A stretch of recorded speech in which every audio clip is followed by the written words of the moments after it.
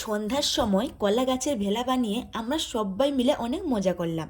So hello everyone, কেমন আছেন সবাই? আশা করছি সবাই ভালো আছেন। আমিও খুব ভালোই আছি। আমাদের গ্রামের দিকে পঞ্চক ব্রতের শেষের দিনে মানে পঞ্চম দিনেই কলা গাছের ভেলা বানিয়ে এইভাবে পুকুরে ভাসিয়ে দেওয়া হয়। আমাদের যেহেতু সকালবেলা সময় ছিল না, তাই আমরা সন্ধ্যার সময় এই কাজটা করছি। এই দেখো কি সুন্দর করে সবাই সাজিয়েছে, যে যতটা পেরেছে করেছে। তার ভিতরে দেখো মোমবাতি, সুপরি, 5 দিন ধরে যতগুলো সুপরি দেওয়া হয়েছিল ততগুলো সুপরি দেওয়া হয়েছে। প্রায় 200-400টা মতো সুপরি আছে এর ভিতরে। তারপর দেখো সবাই মিলে একসাথে ঘুরে যাচ্ছে পুকুরে ভাসাতে। আর যেহেতু আমাদের সামনের পুকুরটা ছিল, তাই আমরা ওখানেই যাচ্ছিলাম। তারপর দেখো সবাই আমরা পুকুরের কাছে চলে এসেছি আর পুকুরে ভাসিয়ে দেওয়া হলো। কি সুন্দর করে। আবার একটা বছরের জন্য আমাদেরকে অপেক্ষা করতে হবে।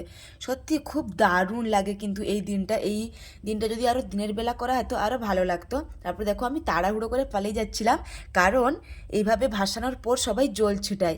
আচ্ছা, তোমাদের কি হয় এইরকম পঞ্চম দিনে? নিশ্চয়ই জানিও। টাটা।